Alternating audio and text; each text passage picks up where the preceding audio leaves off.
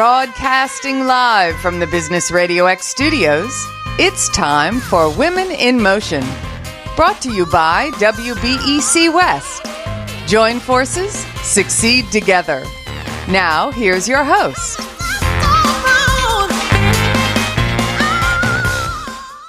Lee Kantor here, another episode of Women in Motion, and this is going to be a good one. But before we get started, it's important to recognize our sponsor, WeBec West. Without them, we couldn't be sharing these important stories. Today on Women in Motion, we have Michelle Manire, and she is the founder and president of Coast to Coast Conferences and Events. Welcome. Thank you. Glad to be here. I am so excited to learn what you're up to. Tell us about Coast to Coast Conferences and Events. Well, where do I start? It's a 30-year-old company. I've been at the helm for the entire time. I'm obviously a woman-owned business. It's gone through several reiterations from being just exclusively working with Catalina Island. And then our clients really wanted us to work on the mainland with them, and it has grown from there. And we are now on our fourth reiteration, and we are Coast to Coast Conferences and Events because we produce conferences and trade shows nationwide. 70% of our clients have been with us multiple years. We are truly strategic partners and game changers for our clients. We're not, as I say, just event planners. We do the logistics flawlessly, but it really is being a strategic partner and caring about the ROI and enhancing their programs. So what's your backstory? How'd you get involved in this line of work? You know, I was just thinking about that because I think it started when I was social chair of my sorority, so I was planning events way back then. But I actually never thought of the hotel industry, which was where I started my career. I was taking a year off school and working on Capitol Hill, not school when I graduated, but taking a year off. Then I was going to go to law school. And started working on Capitol Hill, and somebody said I would be really great in the hotel business. And I couldn't think of anything worse because one of my sorority sisters worked at a front desk at a hotel. And I thought, oh, that is just so tacky. And I don't know why I thought that. But I ended up what's the worst case scenario? I gave it a try, and I was in a training program with the Westin Hotels at the Mayflower in Washington, D.C. with 8 grads from Cornell, and just really fell in love with it. And I became the first woman general manager for 2 major hotel chains, Stoker Hotels and Resorts and DoubleTree, and absolutely loved it. How I made that transition was I didn't want to move anymore. My niche was opening hotel properties. So I wouldn't stay anywhere longer than a year or two. And then once I landed in California, I went, I think I want to stick around for a while. And that's how Coast to Coast started. Now, when did you start getting involved in event planning and conference planning for other people? Like when you left the hotel, then did you just immediately just jump right into that with your own firm? Yes. Yeah, that's what I wanted to do something. I love the hotel industry. But when you're a general manager, it's really where they want to send you. And I turned down 5 moves and I said, that's not fair to the company. And I was wanting to stay put for a while. So I wanted to do something compatible with the hotel industry because I still work with all the same people that I worked with just on the other side. So that's how Coast to Coast was born. So then you started in your, I guess, where you were at, and you just started doing conferences and events at hotels nearby? No, I mean, we always were national. It really depended on where our clients wanted to go because we had so many repeat clients. They don't want to go to the same place over and over again, and they usually have rotations, east to west or south to north. So we decided to obviously really develop the nationwide conference and event management side of our business. So at first you were getting clients just from the existing relationships that you had just accumulated over the years? Yeah. And a lot of our business is referral. So we're not stuck in one particular industry. So we service all industries. And it's predominantly initially because a lot of our business was referral. But obviously we have a marketing agency and we do lead generation. So we do pick up leads and prospects through other sources as well. So different organizations and groups will come to you and saying, "Hey, we're we'd like to plan an event," and then you can help them kind of plan location to what's going to happen and the activities and things like that. So we do everything related to an event A to Z. I mean, there isn't anything. We write scripts, we do stage production, we do all the logistics, we source for the venues, everything. The only thing we don't do is sponsorship sales because that's not what we're good at. But we will help them develop their sponsorship decks. We will manage the sponsors after they have signed. We manage speakers. Like I said, there really isn't anything that we can't do in our space. Now, how did you handle the pandemic? Were you doing virtual events? Yeah, so that was really kind of quite surprising when that happened. I mean, we have recessions, 9/11, et cetera. And I'll never forget, I was in St. Louis managing a conference the weekend before everything kind of hit. And, we heard kind of rumblings that there was something coming down, but it really didn't affect that conference. I flew back Sunday night, and then we had a conference starting Monday at the LA Convention Center for the mayor of Los Angeles, and it was their investors conference. And everything got set up. Everybody was checking in. And all of a sudden, a lot of the attendees, the bankers and investors, were dropping their badges off at the registration desk and saying, "We're leaving." I'm going, "What? The mayor's just about ready to speak. What are you talking about?" And they said they just got an edict from their corporate office to get home, that everything's being frozen. And that's when it started. And we thought, well, okay, this will be a month, maybe, or 2 months. And we start contacting all of our clients and moving them to Q3 and Q4. And it didn't change. I mean, it just got worse. So we went, okay, how can we be of value to our clients?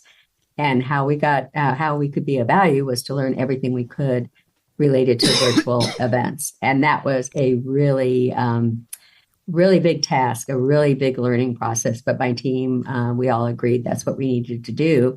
Unfortunately, there wasn't anything out there that could walk us through A to Z on virtual events until Event Leadership Institute came up with a certification program, which was about a month after all of this happened. And we just jumped right in, both feet, and produced trade shows, fundraisers, conferences, you name it, through the virtual platform that we had.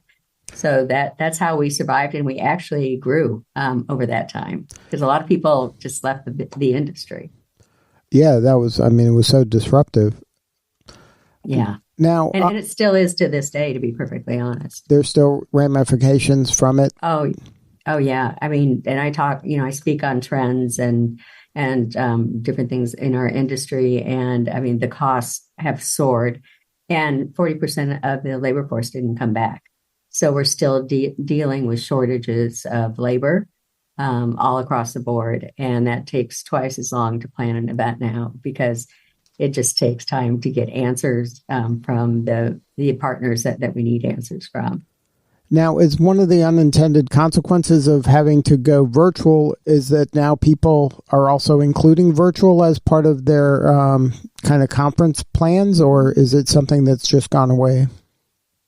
No, actually, what happened, which was kind of interesting, a couple of things I really had thought that did not materialize. One, that there would be smaller regional meetings rather than national meetings.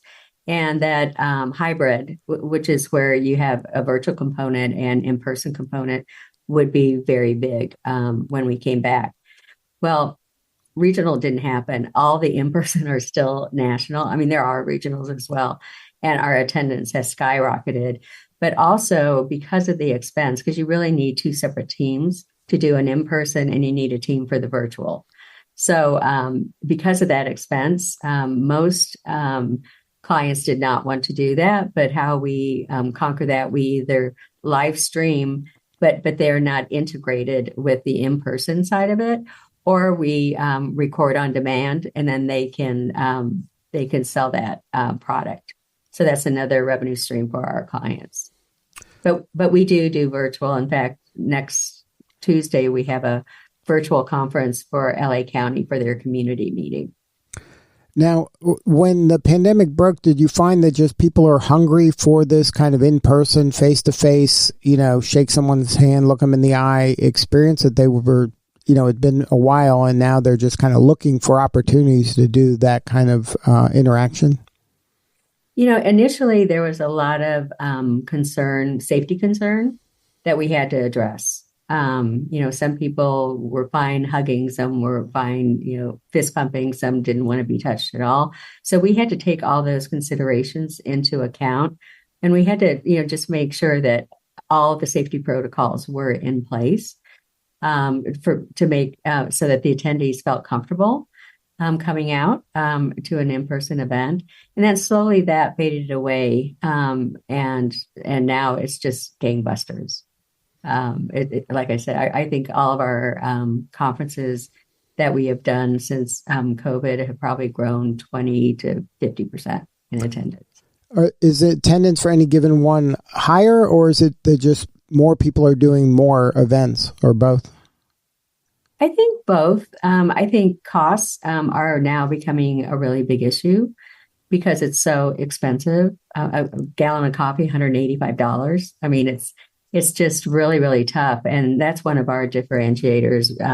We have a track record of saving our clients 15 to 40% on the bottom line. And that's part of our strategic partnership, is that we care about that ROI.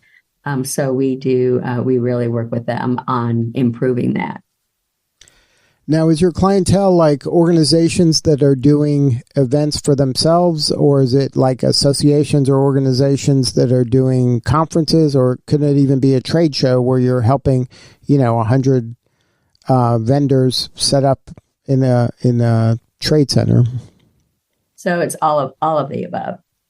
It really is. And a lot of our conferences have a exhibit or trade show connected with it. We have a medical group in June that we've had for several years, where they have 200 exhibitors as part of their conference. So that you tend to see, and it's a really good revenue stream as well. So it's really across the board.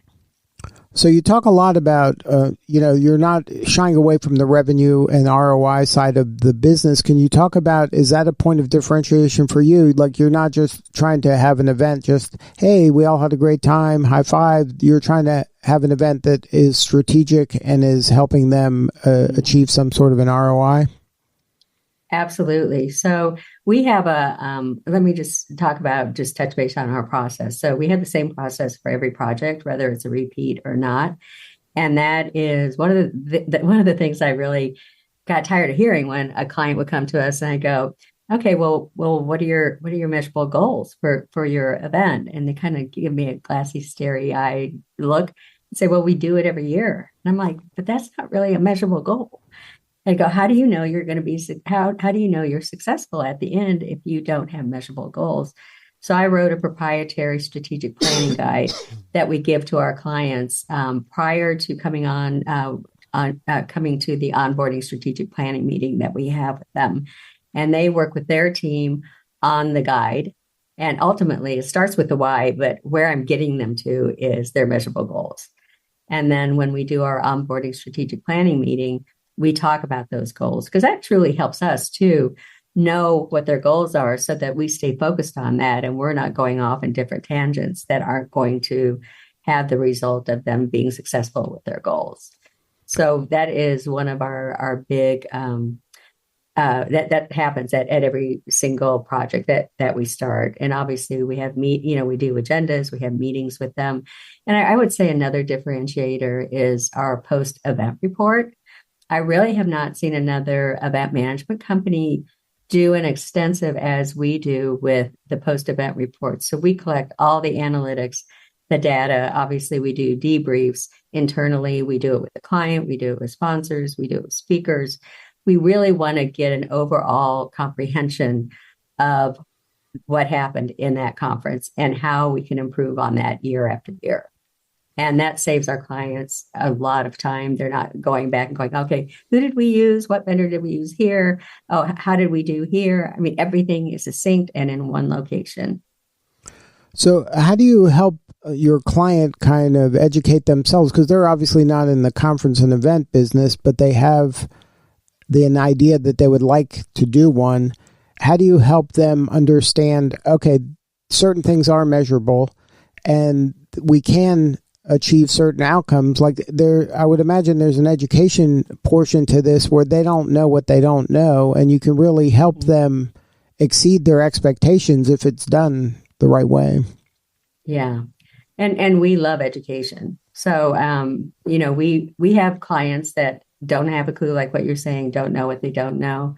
Or we have clients, a lot of clients, just one that comes to mind, a film company came to us and was overwhelmed. She was new in her job, and 7 weeks prior to their conference, she was over budget. She didn't have the staff to manage it.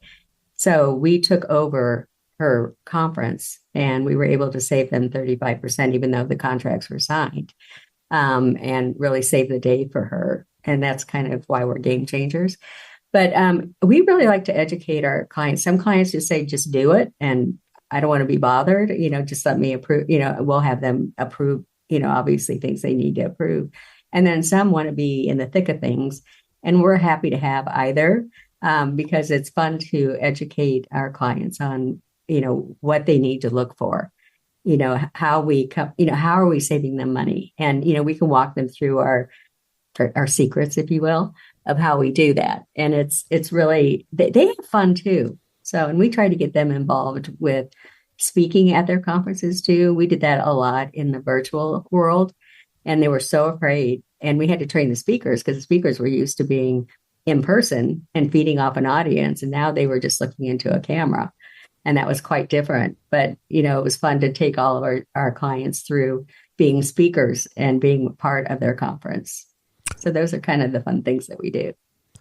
Now, is there some advice or tips you can share for the organization that maybe hasn't done a conference yet, but is considering it? Is there some advice you can share? Yeah, come see me. Don't start until we have a conversation. And I just had this conversation at one of our investors conference we just did Friday. I spoke with a gal that wanted to do a conference, and there's so many factors. I don't want them to be unsuccessful their first time around, and they really need to develop a budget. They really need to think about, do they have the influence that people will come to their conference in person? There's just a lot of factors that really need to be taken into consideration before you jump in. It's very expensive, and I just want to make sure that they know what the output is going to be, and to really work on a zero-based budget, meaning that everything that they take in for that conference has got to pay for that conference. So if that doesn't happen, then they're not ready for a conference. Now, why was it important for you and your firm to become part of WeBec West? Well, we were women-owned certified, which was great. I think I think when people join WeBec West or get certified, they think immediately corporate contracts are coming. And that doesn't happen most of the time because most of the corporations already have 5-year contracts with other vendors. But to me, what I really enjoyed is mentoring other business owners. I was past Orange County Forum Chair, and I really enjoyed that. It was bringing, what we call Weebies, women business owners, together. And, I knew, and one of my big aha moments, as I went through my career, is that I didn't need to reinvent the wheel. I didn't have to do things myself. I know somebody, if I connected to the right person, they've already been through what I was struggling with. So I really wanted to make sure that I was connecting, Weebies with each other, and making sure that they had the support that they needed to be successful. And that was one of the big things. And I think the other thing is the education. The education is phenomenal, both in WeBank and WeBack West. I just finished a program at Tuck, the MBA school at Dartmouth College. That was a scholarship program, and it just was perfect timing because we're revising our 5-year plan, the succession plan. So there's so much that WeBank and WeBank West can offer beyond the contracts. The contracts are great, but I collaborate with other Weebies and we do business together. One of the Weebies that I did business with, we signed a $100,000 contract, and she did the marketing side, and we did the logistics and the strategic side. So there's so much to offer, and I love the organization. Is there a story you can share about one of your clients? Obviously, don't name the client, but maybe share what the challenge they came to you with and how you were able to help them get to a new level. Mm-hmm. So we have a medical client that came to us, and they had 25 trade show booths, and they had, I think it was 250 attendees, and it was just failing, and they didn't know why it was failing. And so we sat down with them and we talked, about what their process was, et cetera. Well, I go back to measurable goals. They didn't have any measurable goals. Their attendee satisfaction was poor.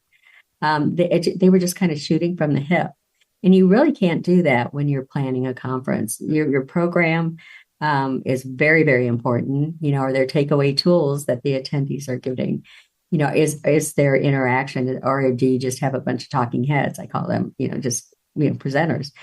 And so we really worked with them on developing the program. We worked with them on their sponsorship deck and their exhibitor deck. And from 3 years ago is when we started with them. Now it's a 1,500 person conference and 200 trade show booths, and 94% satisfaction.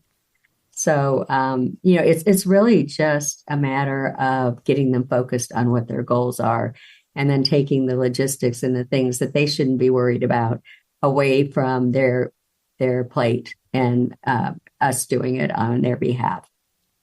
Now, if somebody wants to learn more, have a more substantive conversation with you or somebody on the team, what is the website? What's the best way to connect? Yeah, so team@ctcconferences.com is a great way. If you want to talk to me personally, I'm happy to take your call as well. And that's Michelle, Michelle @ctcconferences.com. We do have a website that's just, it's up, but we are redoing it right now. But it's www.ctcconferences.com. And our phone number is 562-980-7566. Well, Michelle, thank you so much for sharing your story today. You're doing such important work, and we appreciate you. Great. Well, thank you, Lee. Thank you for your time. All right. This is Lee Kantor. We'll see you all next time on Women in Motion.